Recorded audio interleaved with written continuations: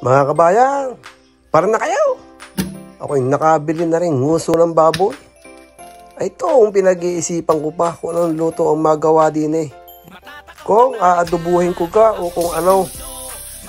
Pero parang isinisigaw ng aking damdamin ay, gawin mo yang sisig.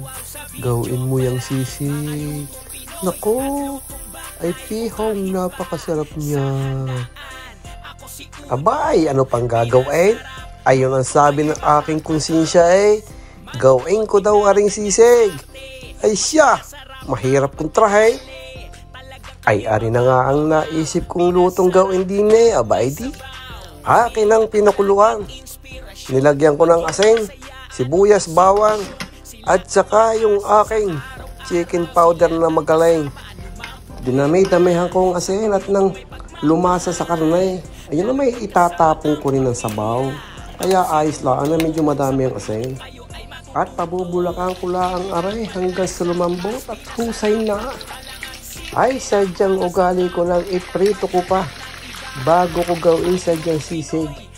Mas maganda talaga yung medyo may luto at talagang yun ang panalong-panalo.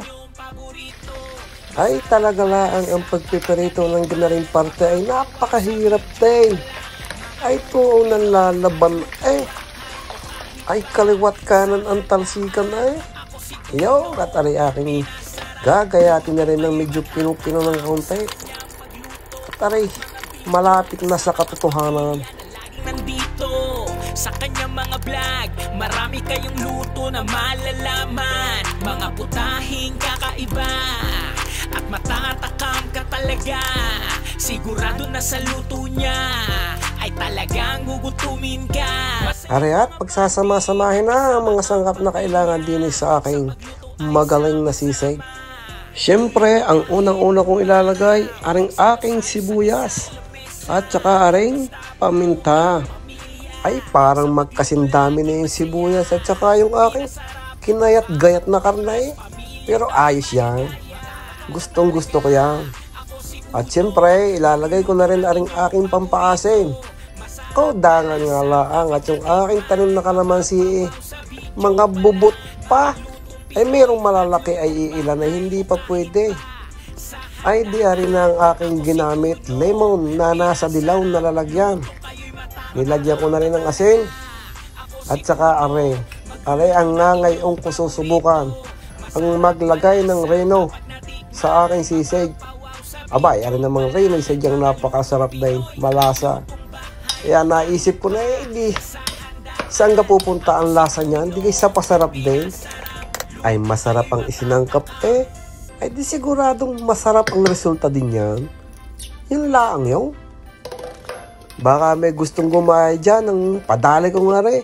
Ay di yun lang inyong gamitin. Asin at saka yung paasin. Bahala na kayo kung gaano kaasim ang gusto nyo. Bahala na rin kayo kung gaano kaalat ang gusto nyo. Ay depende.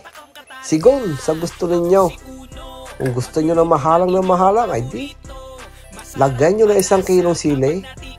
Depende sa gusto nyo eh. Ay kayo naman ang kakain eh.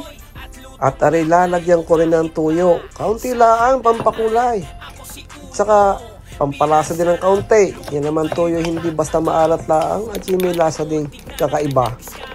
Ako ay aray husay na. Ay are ang matindi.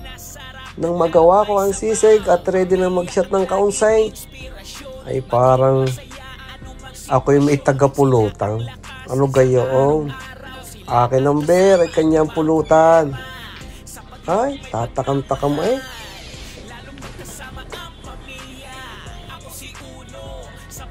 Pero bumawi naman ay may pagsubo pa eh. Kaswet.